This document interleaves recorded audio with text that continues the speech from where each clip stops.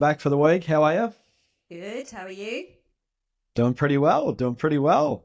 Thought we'd talk today about some of the common things that we see in our coaching that holds people back from their potential in whatever context or domain, whether that's in business, in family life, in relationships, in and of your own experience of yourself, whatever that might be.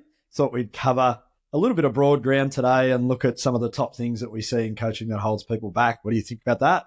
Sounds good. Sounds good. Cool. Okay. So I'll kick us off. And, of late, I've seen this more and more, and I put them both together. And that would be procrastination and indecision. I've come to see like indecision and procrastination almost to be one and the same thing, or at least very closely related. And the reason for procrastinating and or indecision might be many and varied. It could be because people are anxious on the one hand, or it could be because they're just overwhelmed or too many options, or it could even be that they're just seeking stability in life without even knowing it. And so I thought what we might do today is just go through a couple of these topics that come up constantly in coaching and then maybe just unpack it a little bit like that. And so, yeah, thought I'd start it off with a little bit on procrastination and indecision. I'll go with another couple and then throw it over to you. I'm sure we see slightly different things. Fear and anxiety is obviously a big one for a lot of people. I won't touch too much onto that one, but self-doubt. Now, this can kind of be a little bit insidious and related to indecision or not acting or not moving forward. And, I see a lot of people, especially business owners, that just are a little bit afraid to totally back themselves, like fully back themselves. In other words, it's kind of okay to keep the status quo and keep doing things the way we've always done them and, just get a little bit better over time. But they really doubt themselves in terms of backing a whole new level. And, that doesn't come out as being a problem necessarily that they come into coaching for, but it just becomes clear over time that there's a lot of untapped potential in the people that I coach. And if they went a little bit bolder and a little bit braver, a little bit more bigger, then there's often a whole new level for a lot of folks. So I'll probably start us off there. There's a couple of things, a couple of threads. Yeah. And I think it's that thing. It's like, what do we find is whatever people come into coaching, with is not the problem. And I think there's, Right. All of the things you just mentioned are pretty standard, probably as any coach is listening to this, all of those words are the words that are quite commonly, thought to be a problem, let's say. And so the work that we're doing with people is to really get underneath that. So what is procrastination? What does it mean to the individual? And rather than working towards not procrastinating, we're working backwards to understand what is the procrastination on behalf of. And so this is where we really delve much deeper into the programs of the mind and the body in order to establish what the problem is on the surface, because the problem on the surface is never the problem. If most clients, which they are, coming in with a very global kind of this is what needs fixing, then we need to get to the depth of it, because obviously that's why they come into coaching, because they don't know the depths of it. So what we're doing is we're taking those surface, procrastination, anxiety, and all those words that sit on the surface of it. Why am I not living my full potential? Why am I not speaking up? And then we're going, okay, let's get into the programs. What's happening day to day in the mind? That is where you're telling yourself you're procrastinating or to procrastinate. And it's really the workings of the mind that we're working on, rather than just, in some coaching it is more about goals and working towards something, whereas we're working backwards to understand before we can work forwards. So yeah. Too true. And we did a session on the programs a little while ago. So if you're wondering what we're talking about when we're talking about the programs, I guess they're habits of mind. And to some degree, we want some habits of mind. There's a lot of people that are big fans of, James Clear, Atomic Habits. So we want some habits of mind, but then the habits also limit us. And I think it's to see the habits. So it's, it's understanding the habits and why we run them. And I think that's the thing. And then when we can see them, it's about then making change to them if that's what we want to do. And so a habit of mind could be, I'm a worst case scenario thinker.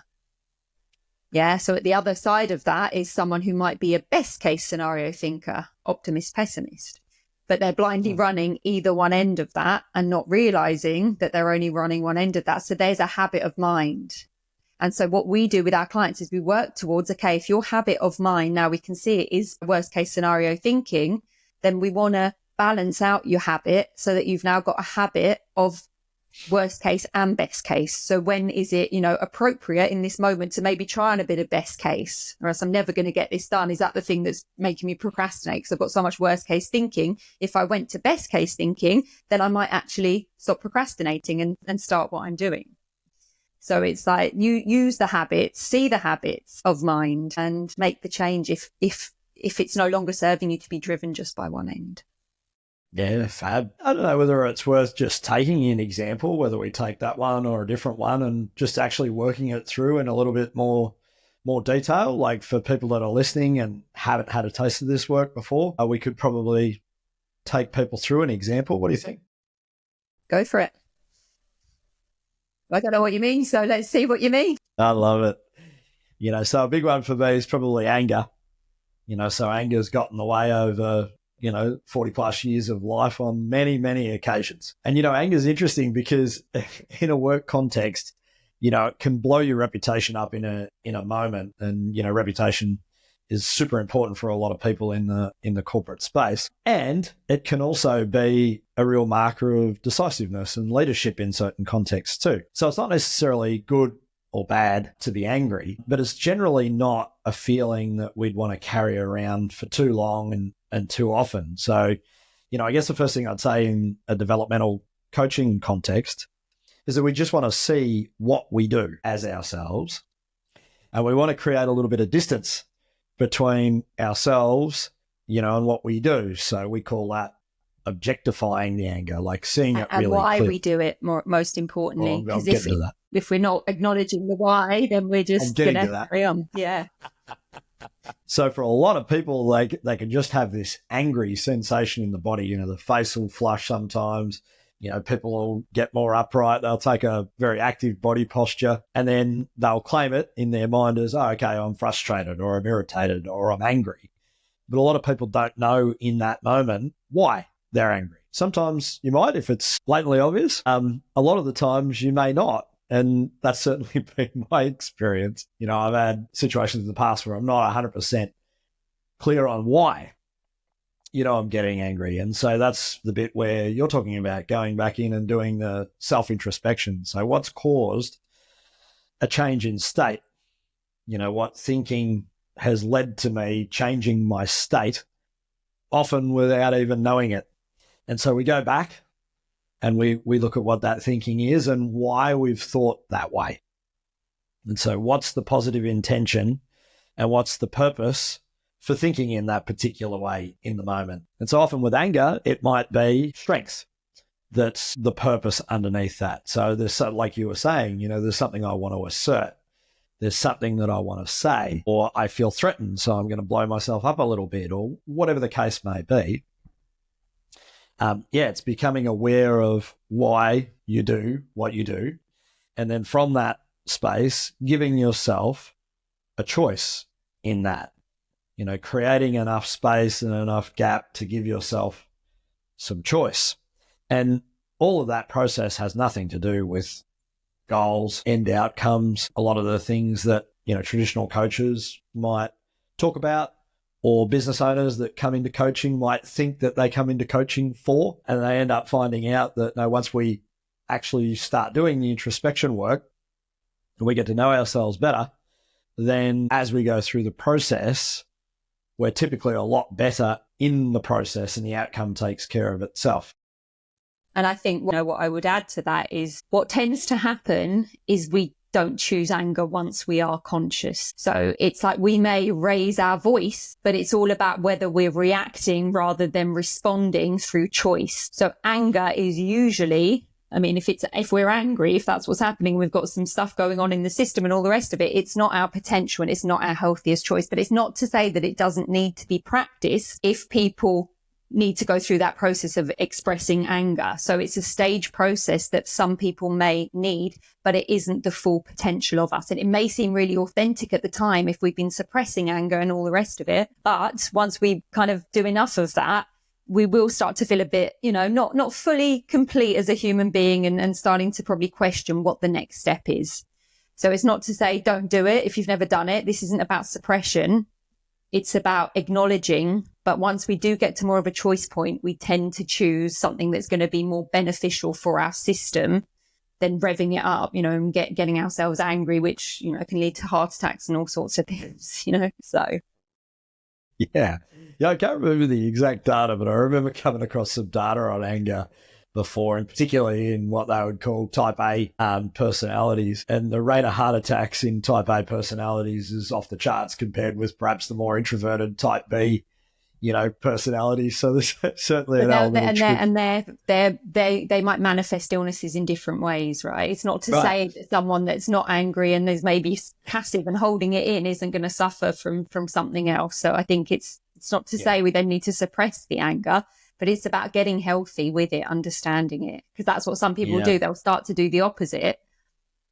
And that, again, isn't their full potential. You've just moved across and you're now practicing something else. And it's like we need to then start to bring it back to a place of balance where we exert when we need to and we pacify when we need to, or when's necessary, let's say, rather than this trauma response that a lot of us live by. Yeah, totally.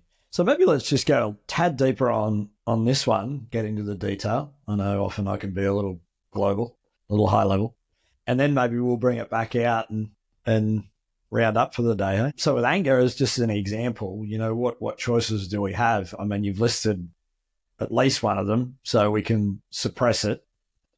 We can hold it in and we can stuff it down. And we see a lot of that in coaching, at least I do. There's a lot of stuffing going on. And that's a very, let's say, earlier stage way of thinking about how to deal with anger. Coping strategy. It's a coping mechanism. Love how you've said that. And it's like a default pattern that we learn really early on. Some personalities learn it really early on, and it tends to stick.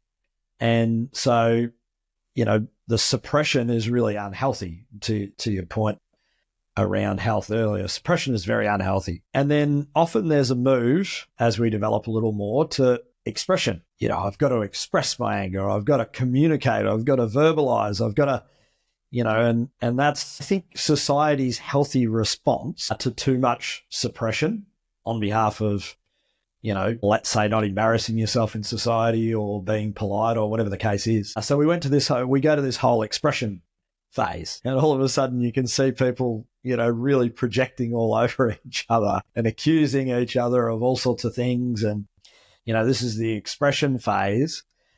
And in some regards, which is for them authenticity. So it's a stage of what they believe is all. And I hear this a lot, and it's quite rife at the moment, in a lot of circles that I move in. And a lot of that is that, it's confusion, because for that person, it's their authentic self. Finally, they're able to express after years of not doing it. And it is authentic for the stage that they're at in that moment. It's not their full potential, but it's authentic to them. So it's important. Yeah. Totally agree. So in some ways you can say like expression is an evolution, and then, we get stuck after a certain period of time in expression, because if we're constantly expressing things like anger, people won't want to be around us probably for too long. So we realize that's not a great strategy either. And then, we're sort of, in a way, if we're not conscious, we're forced back into the middle by losing friendships or, getting fired or being isolated in work or whatever the case may be.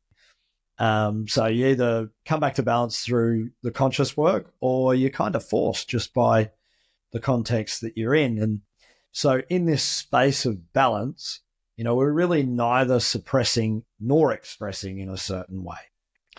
And it's more, we just see sensations as they come up. We don't necessarily have to do anything with them. We just see them. And, we might inquire into, okay, why has that come up? Where does that come from in childhood or maybe later on? And what's the positive intention behind it? And we've got a choice as to whether we suppress, express, or do nothing. And it tends to be and or act, but without the emotional charge. And it tends to be the latter two, more often than not at this balance point. Either I'm okay, I understand what's going on in my psyche and I can let this go, or, I want to say something here. I want to take action, but it's from a neutral space. It's not from a charged, reactive, responsive space. Do you want to say any more on that? Yeah, I was going to say, and a self-responsible place. Yeah. The blame then stops. It's not about you. Yeah. It's now about me. And I think, one of the key parts of this when we're doing this work, it's like if we're in a moment with someone and the previous version of us would do the suppression, the previous version of us may do the anger, the more integrated version of us is now in the face of someone and they sense something arising in them, whether it's the suppression or the anger, there's a potential there to communicate, to have a conversation with the person in front of them.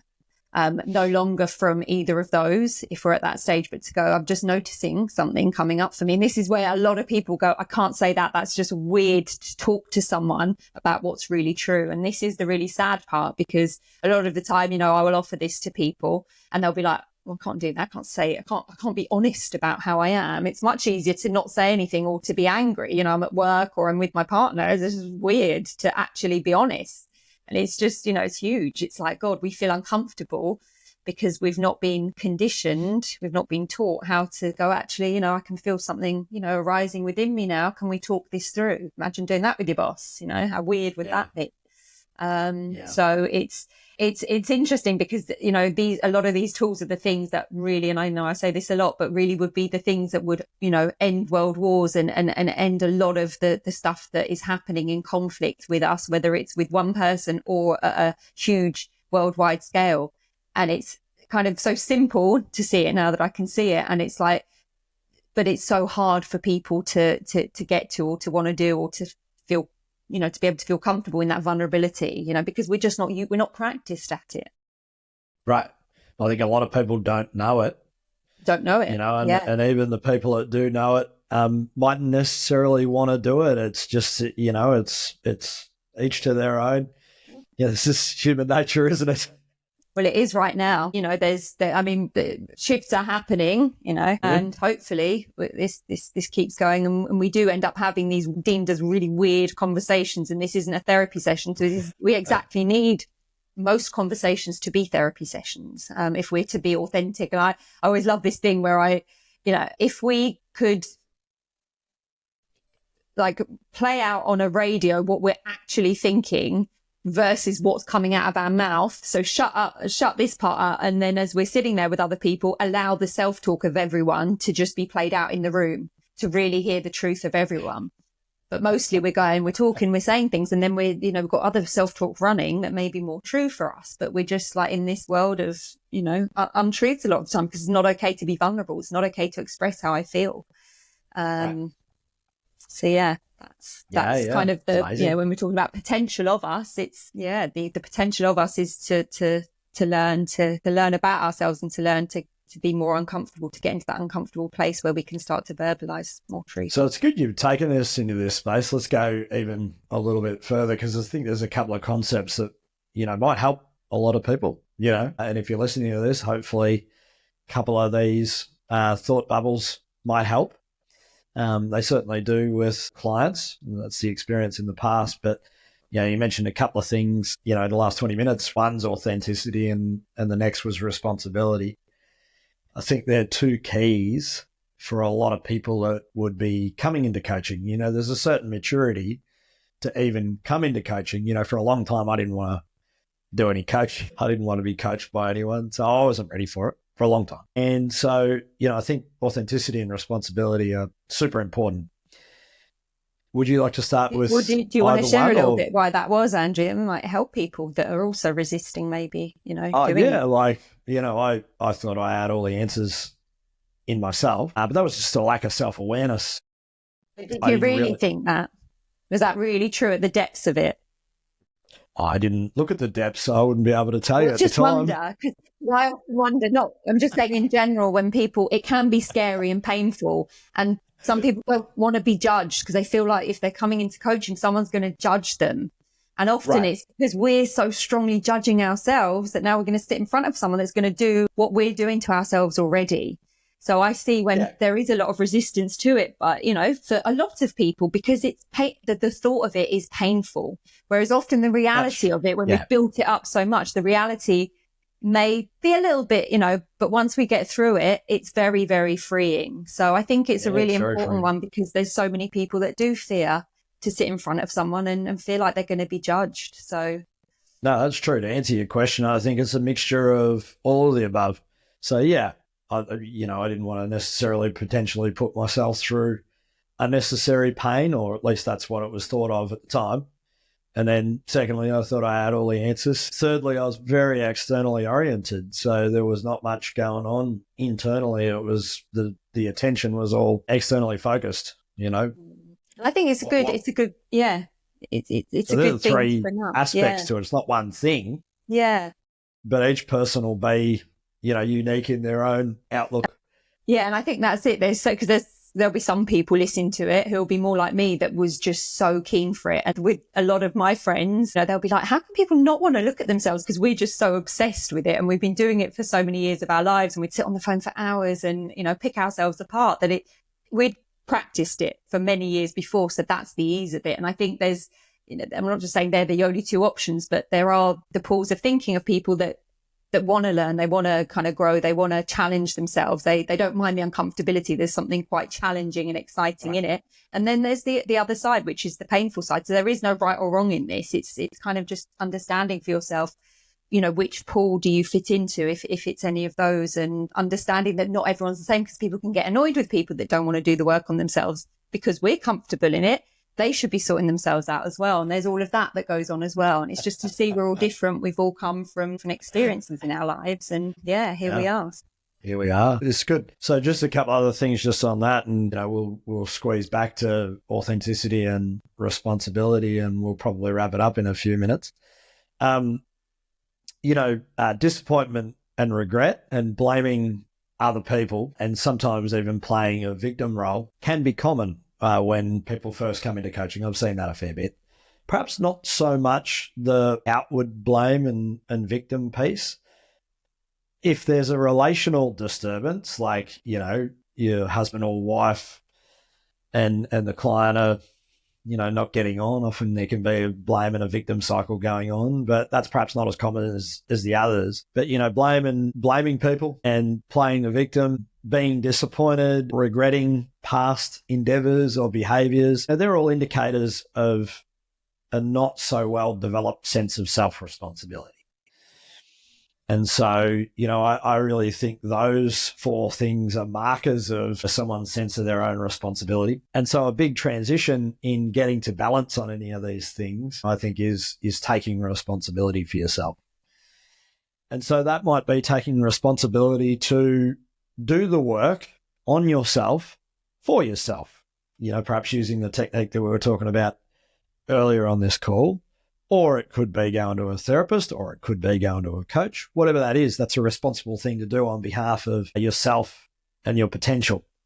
And so I think this sense of responsibility, not being overly responsible for someone else, not being underly responsible for yourself, having a nice balance of, it's my life and the quality of it is determined by me, it is just a fundamental truth.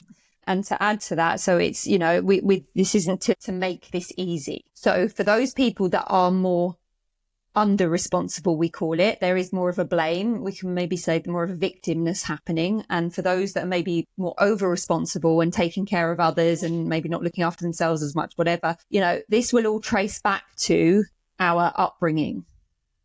Yeah. So if someone is in a place where they aren't able to take responsibility, they find it more difficult than others that can take responsibility, it will be something that's happened to them when they've been younger. Maybe they got blamed a lot when they were younger and they needed to defend themselves in the face of their parent. They might have had an angry, violent parent and they were on the defense. So under responsibility becomes a program for them. So as they're going through life later on, even though they've heard this, because we see this, they've heard this stuff a million times, it's clear that self-responsibility is to stop defending and we're not a child anymore. But to actually get to that point takes work.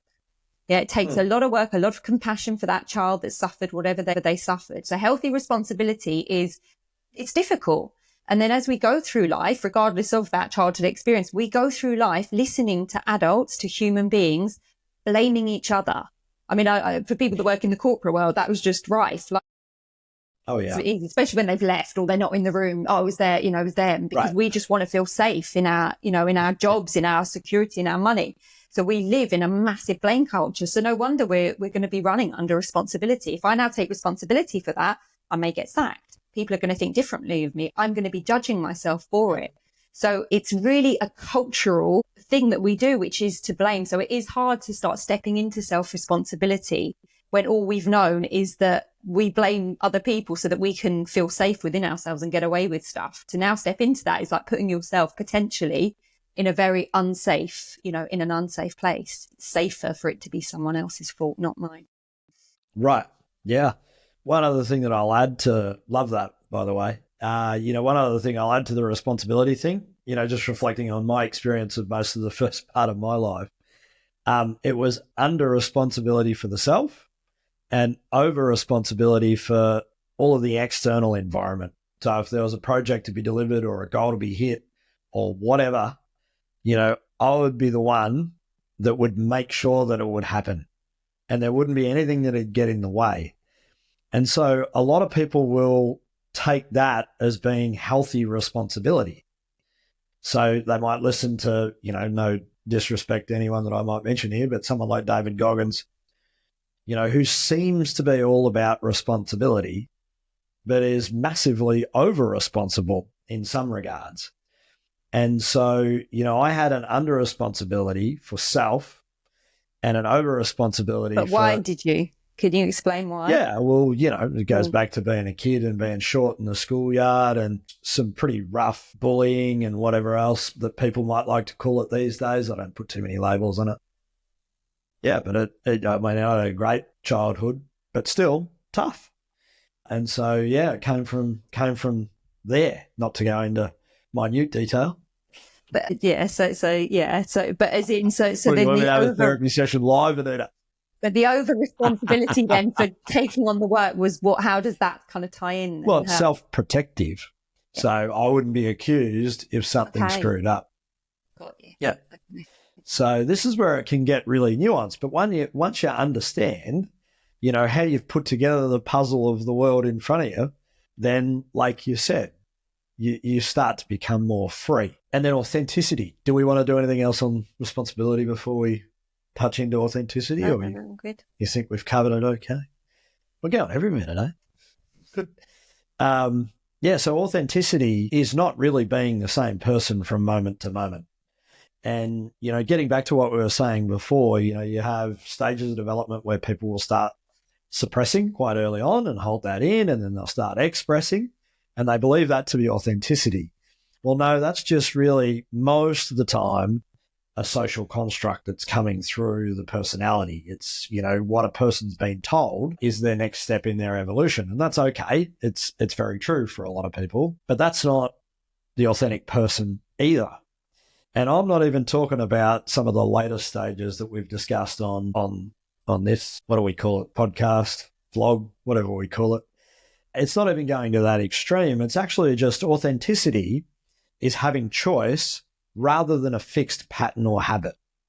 And so it's entirely okay for someone, a person, to show up completely differently in every moment if they're being responsible and choosing for themselves, and obviously taking, other people into account too. That's healthy.